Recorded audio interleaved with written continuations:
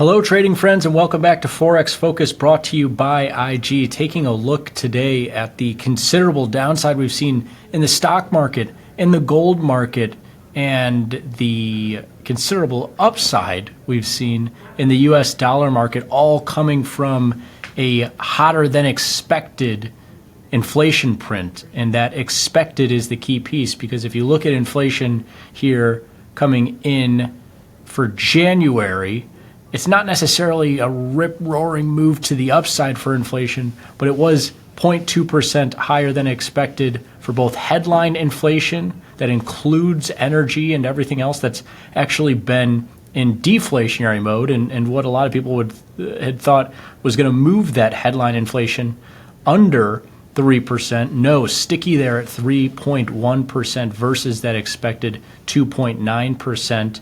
And then you have core inflation, which strips out those energy pieces, and that's still up at 3.9% versus what was expected at 3.7%. So what do all these numbers mean? Well, it just means that inflation was expected to move lower for the month of January, the reading that we got here in Feb.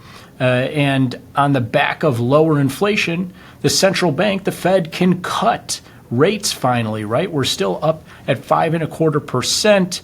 The stock market and the gold market, a bunch of different markets looking for rate cuts to come in the near future. But if inflation is going to be stickier at 3.1% for the headline inflation, and core inflation still around 4%, then maybe the Fed not going to cut either as much as was projected for 2024, or at all. They have not cut yet, and they don't have to. And the stock market is starting to price in the fear of potentially not getting any cuts. You'll remember that especially the price action we saw in December for the S&P 500 moving to recent highs in that month, that was in tandem with U.S. interest rates moving lower, and those projections of more rate cuts to come from the Fed in 2024, those projections moving higher likelihood of rate cuts in 2024 throughout that month of December.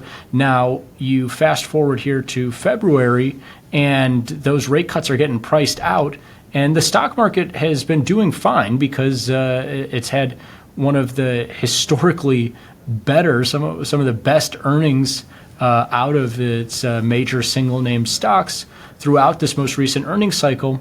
But as earnings dry up here and inflation is still sticking around that 3% handle versus where the Fed wants it at 2%, and there maybe aren't going to be these rate cuts, then the stock market might price out some of that as well. We saw S&Ps lower by more than a percentage point, at one point down $100 here the day that inflation was reported. NASDAQ also down a similar amount, and that Russell was really down as small caps and regional banks really getting hit by this higher than expected inflation and the potential for higher interest rates for longer. Also seeing this play out in gold.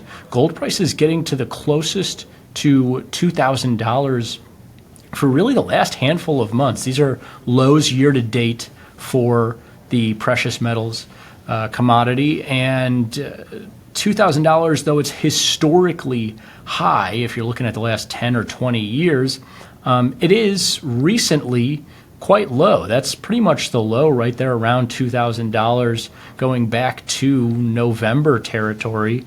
And you'll remember that in October, gold prices slipped from around $2,000 all the way down near $1,800. So plenty of room to the downside for this gold market, but recently it's been pretty strong between 2,000 and 2,100, which is historically very high. And so this market will for sure be watching where interest rates go, as it is a non-interest bearing asset and theoretically could gain greater demand if interest rates move lower and there's lesser demand for an alternative like a treasury bond. But let's actually crunch some numbers on the correlation between that gold market, that S&P market, And this US dollar market that's been on the rise as well, you see pretty stark negative correlations between dollars and gold and dollars and stocks. And that's because there's a pretty high correlation between US dollars and rates. And like I've been laying out here, this fear of higher rates and lower gold prices, lower stock prices does line up with a potential for a higher dollar price. And you're seeing that being priced into the market pretty heavily as dollar yen back above 150, back near those 30-year highs that we saw a handful of months ago around 151. Those are the highest prices for dollar versus yen in the last 30 years. So really huge historical extremes that we're already back to here after this inflation number, but dollar also gaining against Australian dollar, big gain against Australian dollar and Canadian dollar here today, as well as euro and pound, though to a lesser extent. We'll continue to watch as the data comes out throughout the remainder of the month. There will be a Fed meeting in March. Very unlikely now that they cut rates, given that inflation is not close to their 2% target. And we'll see if the PCE inflation is higher or lower than expected. And you might see a similar type move depending on if that inflation is higher. Now, if it's lower, this could be deemed as a one-off, right? I mean, all is good if the PCE number here in February or the March CPI number is in that 2% handle as they were projecting. And this was just a one-off here, and the dollar maybe reverses, stocks bounce back, gold bounces back. But if this is a continued trend, could be new highs for that dollar and some new lows for stocks and gold.